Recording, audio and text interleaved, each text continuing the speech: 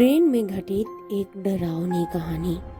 तो hello my lovely people, मैं हाजिर हूँ एक नए स्टोरी के साथ। अगर आप लोग को मेरी स्टोरी बहुत पसंद आती है तो प्लीज़ चैनल को लाइक और सब्सक्राइब करना ना भूलिएगा। चलिए हम आज की स्टोरी सुनते हैं।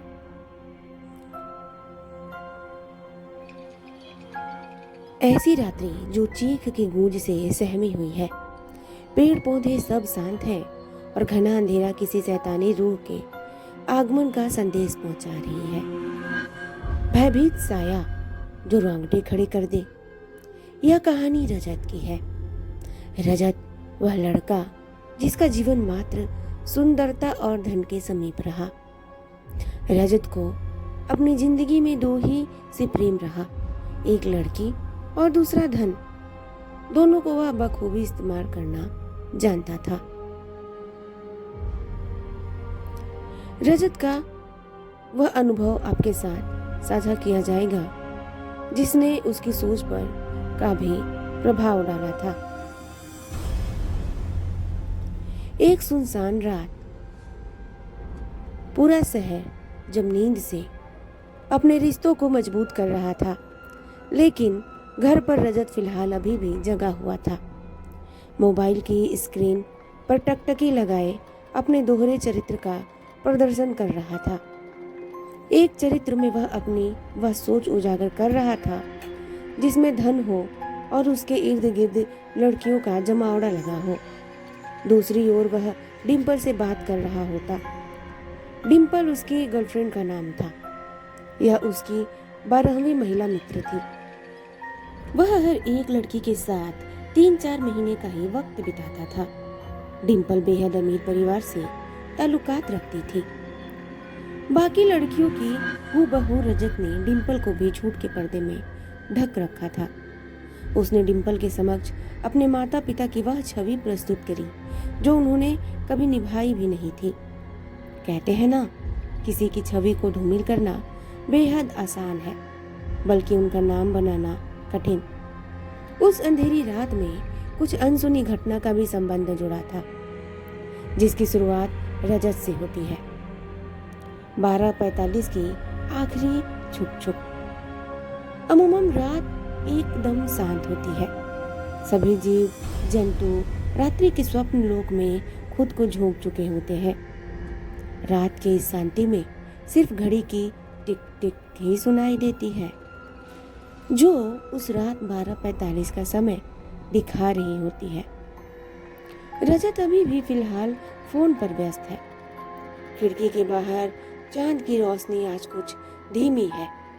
ठंड भरी शीतल हवा खिड़की के दरवाजे में बनी पतली सी जगह से हवा गुजरते हुए रजत को एक ऐसा महसूस कराती है कि कोई उसे छू रहा हो, अपने कोमल हाथों से उसे अपनी ओर बुला रहा हो। तभी अचानक रजत के कानों में एक प्रेम से लबरेज आवाज आती है, रजत, तुम सिर्फ मेरे हो, मैं तुम्हें कुछ से दूर नहीं होने दूंगी। रजत यह सुनकर काफी घबरा गया। उसने डर के मारे अपना फोन बेड पर रखा और खिड़की की तरफ भागा, लेकिन खिड़की से उसे कोई नहीं दिखा। वह जैसे ही खिड़की फिर से बंद कर वापस बेड की तरफ मुड़ा, चांद की रोशनी में एक परछाई से उसका सामना हुआ।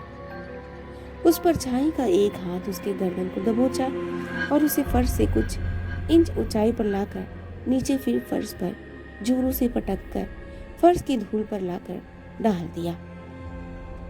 वह उसी वक्त बेहोश हो जाता है और होश में आने के लिए सूर्य के प्रकाश के आने तक का समय लेता है।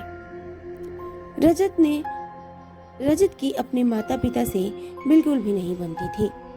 वह हर समय किसी न किसी विषय पर अपने माता पिता से विवाद कर देता था।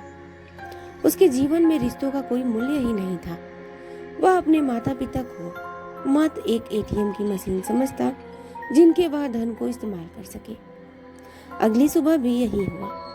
उसने होश में आने के बाद अपने साथ हुए पिछली रात की घटना को स्मरण किया, जिससे उसके माथे पर चिंतित रेखा के साथ पंखा चलने के बावजूद पसीनों से भीग गया। वो रजत उसी अवस्था में घबराकर अपने पापा के पास पहुंचता है। वह इतना घबराया हुआ होता है कि उसके मुख से उसके शब्द भी अच्छे से नहीं निकल पा रहे थे। वह अपने पिता से वह बातें बताना चाहता है, लेकिन कुछ नहीं कह पाता। उसके पापा उसको गुस्से से देखते हैं और कहते हैं कि कुछ बोलेगा या हमेशा की तरह कुछ सुनाने आया है। रजत के चेहरे के भाव अब डर की वजह से गुस्से में बदल गए और उसी स्थिति में अपने पापा को ही सुना दिया और गुस्से में वह घर से निकलकर अपने कॉलेज में पहुंचा, जहां उसका इंतजार उसका दोस्त और डिम्पल कर रहे थे। उन दोनों को उसने अपने साथ हुई घटना को बताया।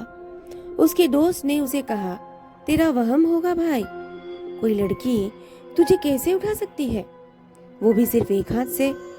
यह बात कहते ही रजत का दोस्त और डिम्पल जोर से ठहाके के मारने लगते हैं। यह मेरी जीवन की लगी हुई है और तुम इतने बेशरम होकर हंस रहे हो। रजत दबी सहमी आवाज में कहता है, अरे तू इतना क्यों डर रहा है, सब ठीक हो जाएगा। तो आगे की स्टोरी हम कल सुनेंगे। अगर आप लोग को स्टोरी सुन के बहुत मज़ा आ रहा हो, स्टोरी मेरी बहुत पसंद आ रही हो, तो प्लीज़ चैनल को लाइक और सब्सक्राइब करना ना भूलिएगा। मैं मिलती हूँ आप लोगों से कल आगे की स्टोरी के साथ। तब तक के लिए बाय बाय, टेक केयर।